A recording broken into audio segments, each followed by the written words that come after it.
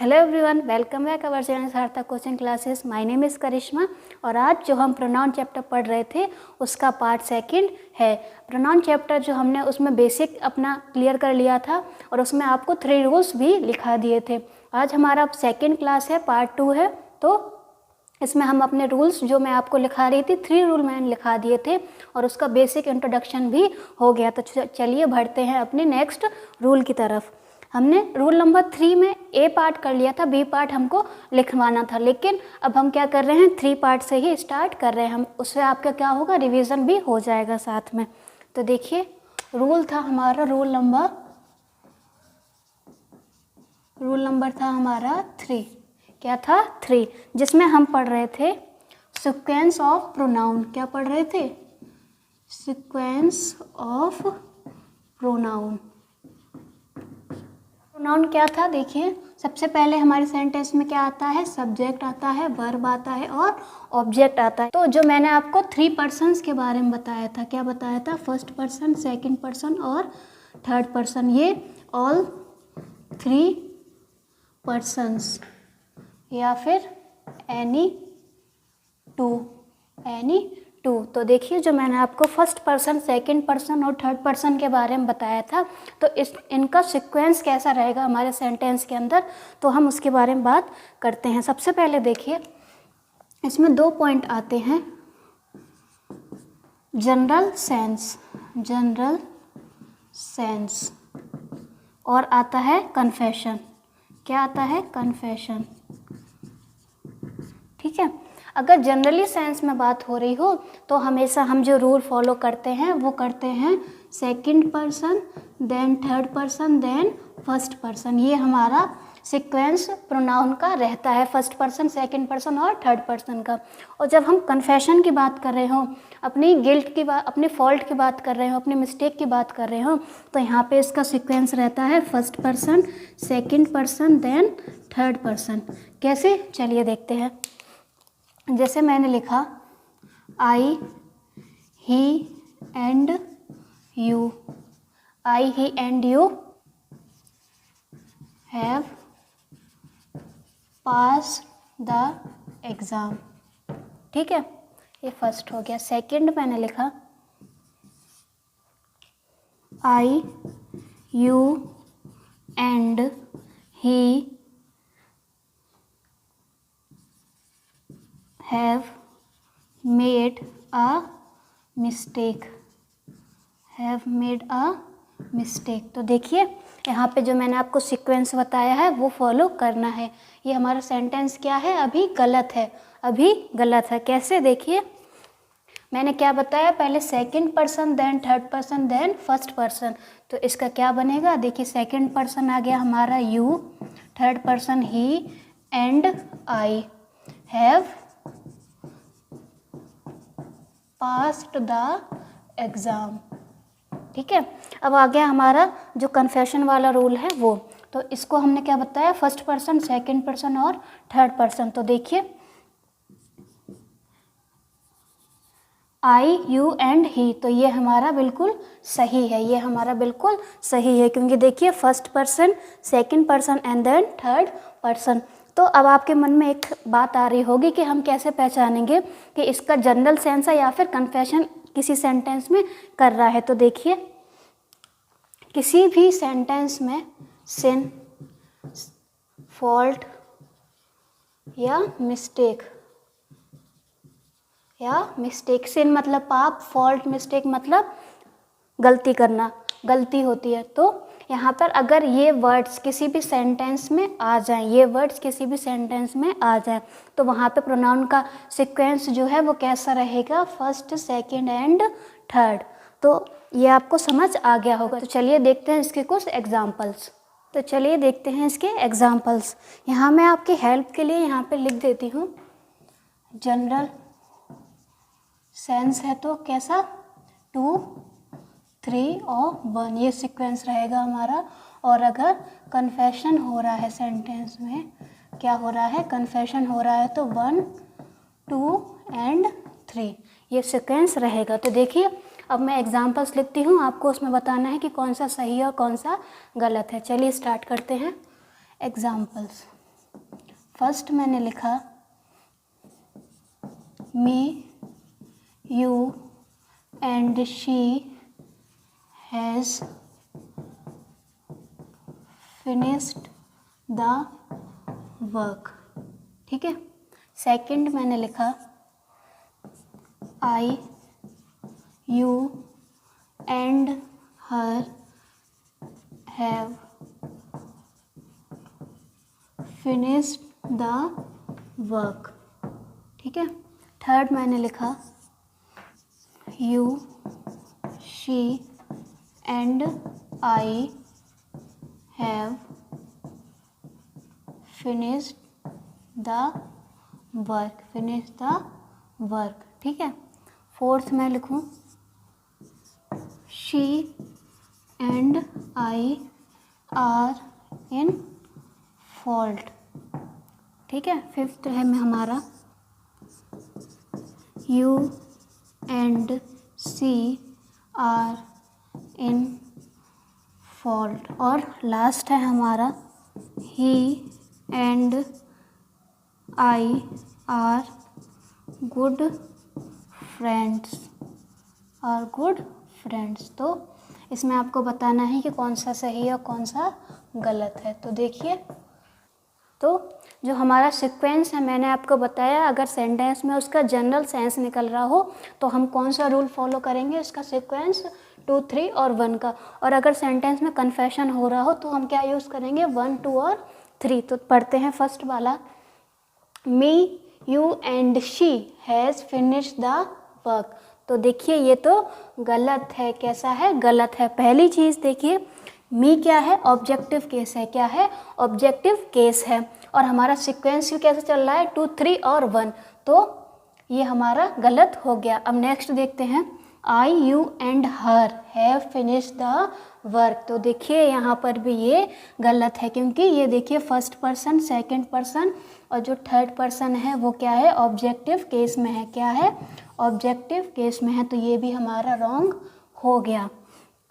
Next देखते हैं, you, she and I have finished the work. तो ये हमारा सही है, ये हमारा सही है। क्यों, देखिए second person, third person and first person जो कि अपने सब्जेक्टिव केस में हैं, तो ये वाला हमारा सही हुआ। अब नेक्स्ट देखते हैं, she and I are in fault, she and I are in fault. तो देखिए फॉल्ट आ गया हमारे इस सेंटेंस में, फॉल्ट वर्ड आ गया। तो मैंने आपको इसका सीक्वेंस क्या बताया था, 1, 2 और 3, 1, 2 और 3। तो ये वाला हमारा क्या है, सही है। You and she are in fault. तो देखिए second person then third person, तो सीक्वेंस में चल रहा है और फॉल्ट की बात हो रही है। तो हमारा सीक्वेंस क्या हुआ, 1, 2 और 3। तो यहाँ पे 2 और 3 है, तो ये हमारा सही है, ये हमारा सही है। अब नेक्स्ट देखते हैं, he and I are good friends, he and I are good friends. तो ये देखिए ये क्या है, हमारा जनरल सेंस कर रहा है। क्या कर रहा है, तो देखिए third person then first person, third person then first person. तो ये भी हमारा क्या हुआ, सही हुआ। ये भी हमारा क्या हुआ, सही हुआ। तो चलिए, उम्मीद है आपको अच्छे से समझ आ गया होगा कि हम किस बारे में बात कर रहे हैं। हम बात कर रहे हैं, अगर जनरल सेंस रहता है तो उसका सीक्वेंस हमारा क्या रहता है, 2, 3 और 1। और अगर कन्फेशन हो रहा है अपनी फॉल्ट के लिए, मिस्टेक के लिए, सिन के लिए, सिन मतलब पाप, तो उसमें हमारा सीक्वेंस क्या रहेगा, 1, 2 और 3। तो चलिए बढ़ते हैं अपने रूल नंबर 4 की तरफ। अब है हमारा रूल नंबर 4। तो रूल नंबर 4 में क्या आता है, देखिए रूल नंबर 4 इसमें आता है रिफ्लेक्सिव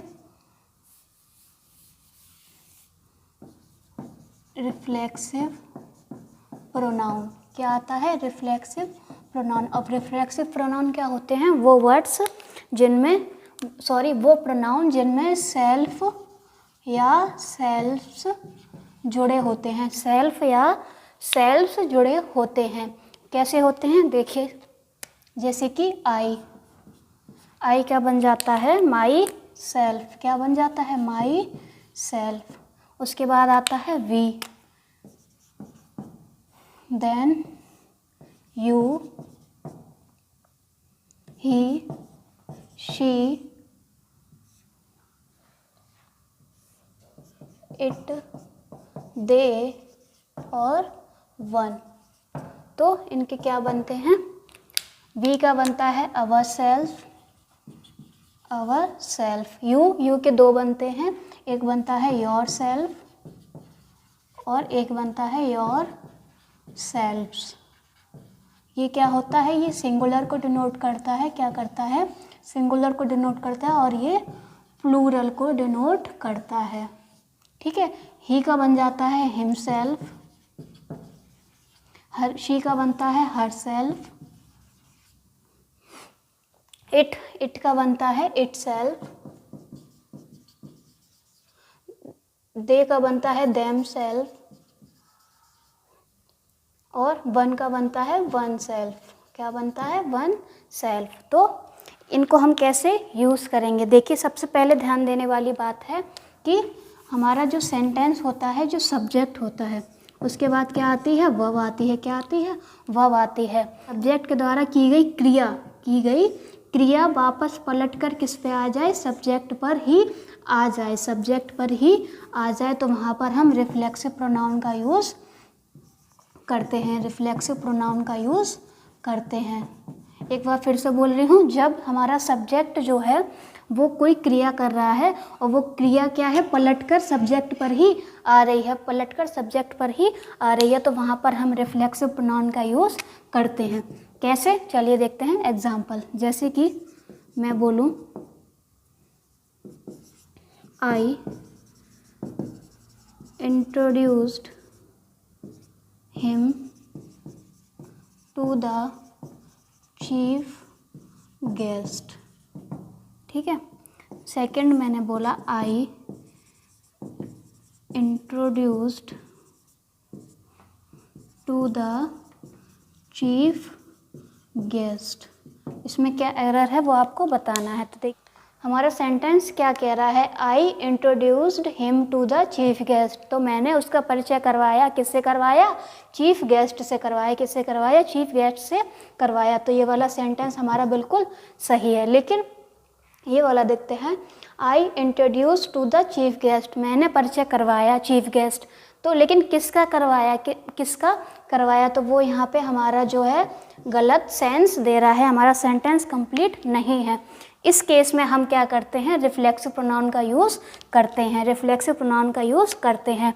तो आई क्या आया है हमारा, आई।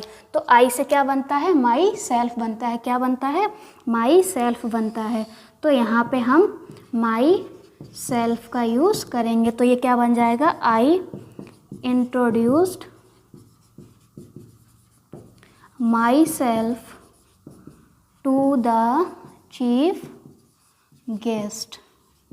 तो आपको समझ आ गया होगा कि मैं क्या कहना चाह रही हूँ सेंटेंस समझकर। तो चलिए इसके थोड़े कुछ और examples. He lost in his studies, he lost in his studies. और मैं लिखूँ एक और, you never give time to rest, time to rest. तो देखिए यहाँ पर भी हमारा जो सेंटेंस है वो पूरी तरीके से कंप्लीट नहीं है, हमको इसका पूरा सेंस नहीं पता चल रहा है। तो मैंने आपसे क्या बोला कि जो हमारा सब्जेक्ट होगा उसी से रिलेट रिफ्लेक्सिव प्रोनाउन का यूज़ हम करेंगे। तो ही, तो क्या हो जाएगा, हिम सेल्फ। क्या हो जाएगा, हिम सेल्फ। ठीक है, और यहाँ पे क्या है, यू, तो यहाँ पे क्या हो जाएगा, योर सेल्फ, योर। तो आपको समझ आ गया होगा कि मैं क्या कहना चाह रही हूँ। चलिए बढ़ते हैं अपने रूल नंबर 5 की साइड। रूल नंबर 4 का हमने ए पार्ट पढ़ लिया है, अब हम पढ़ेंगे उसका बी पार्ट, रिफ्लेक्सिव प्रोनाउन का ही है। ठीक है, तो बी पार्ट में हमें क्या बताता है कि कुछ ऐसी वर्ब होती हैं, कुछ ऐसी वर्ब होती हैं जो अपने बाद रिफ्लेक्सिव प्रोनाउन का यूज़ करना उसमें कंपलसरी होता है। ऐसा हम क्यों करते हैं, क्योंकि वहाँ पे सेंटेंस में हमको ऑब्जेक्ट नहीं दिया रहता है। क्या नहीं दिया रहता है, ऑब्जेक्ट नहीं दिया रहता है। तो कैसे हम उसको वर्ब को पहचानेंगे, तो देखिए यहाँ पे मैं वर्ब लिख रही हूँ। अगर आपको सेंटेंस में वो वर्ब कहीं भी दिख जाए, सेंटेंस में वो वर्ब दिख जाए, तो वहाँ पर हम क्या करेंगे, रिफ्लेक्सिव प्रोनाउन का यूज़ करेंगे। तो चलिए देखते हैं कौन कौन सी हैं वो वर्ब्स। वर्ब है हमारी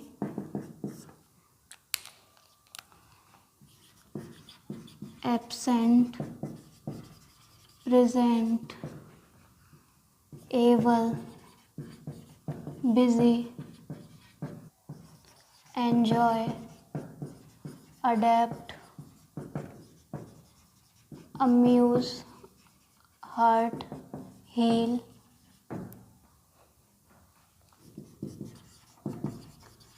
introduce, resign, etcetera.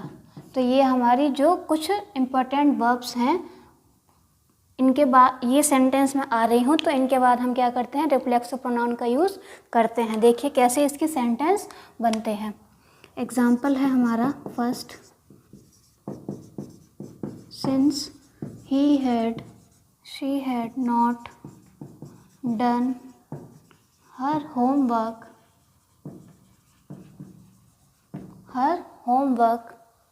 Cool. Second है,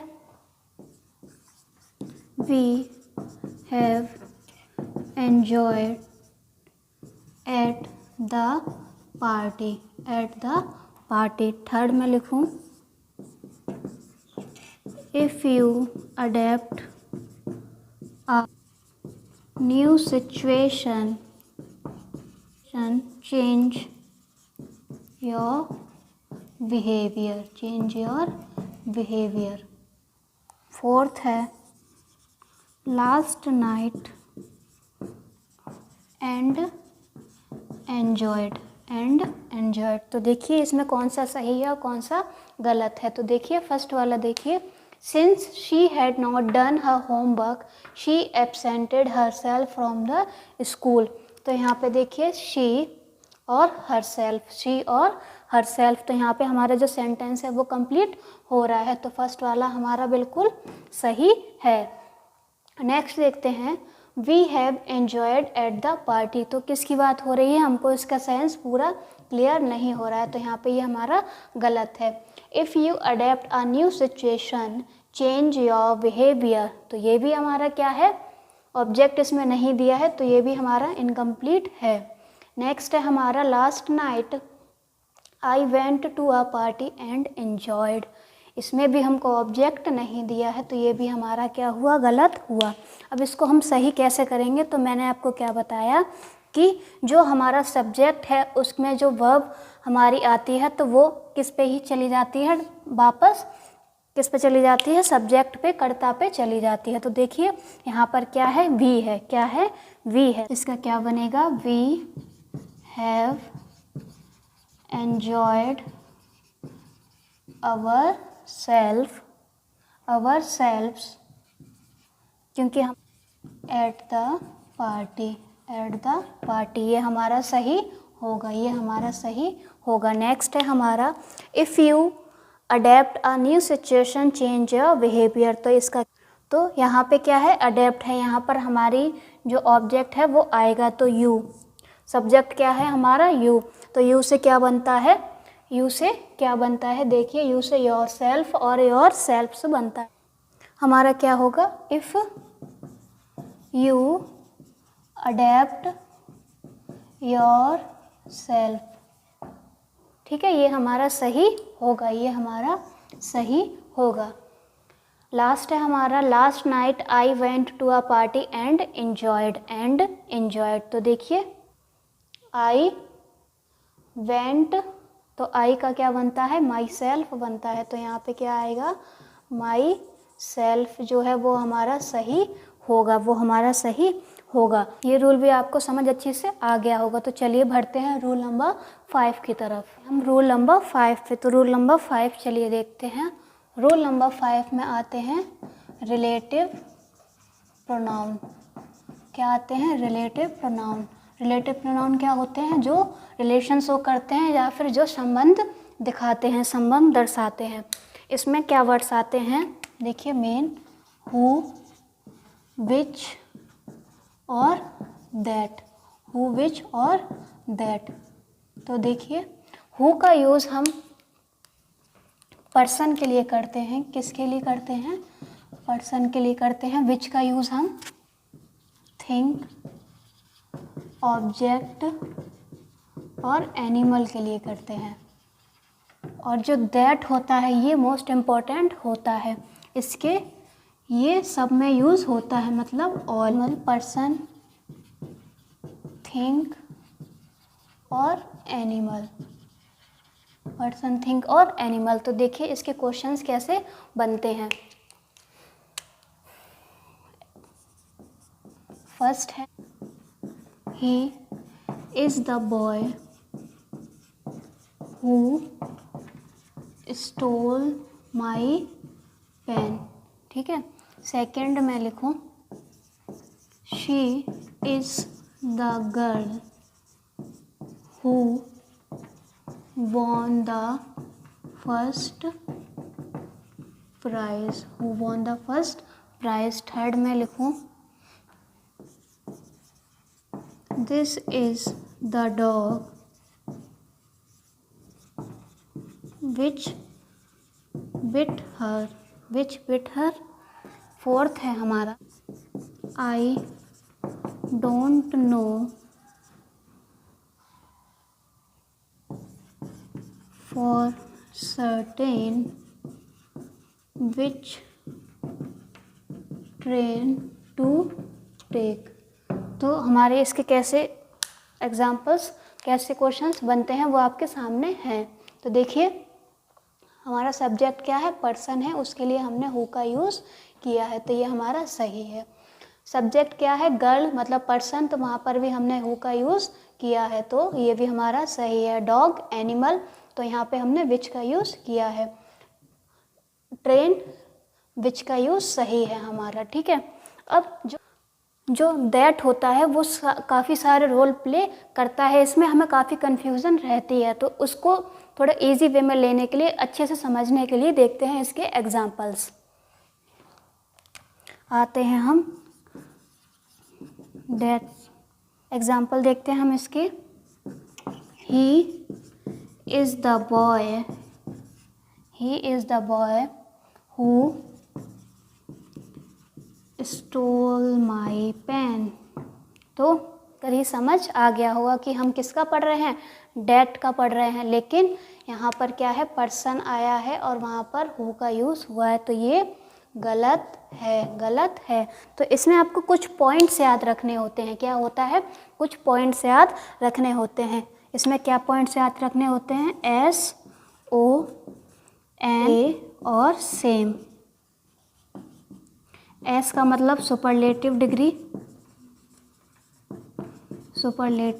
डिग्री, ओ का मतलब ओनली, एन का मतलब नन और ए का मतलब ऑल, और सेम में क्या, पर्टिकुलर सेंस। इसका जो सेम वर्ड है हमारा, इसका पर्टिकुलर सेंस आ रहा होगा, तो वहाँ पर हम दैट का यूज़ करते हैं। तो इसके एग्जाम्पल्स कैसे बनते हैं देखते हैं, चलिए।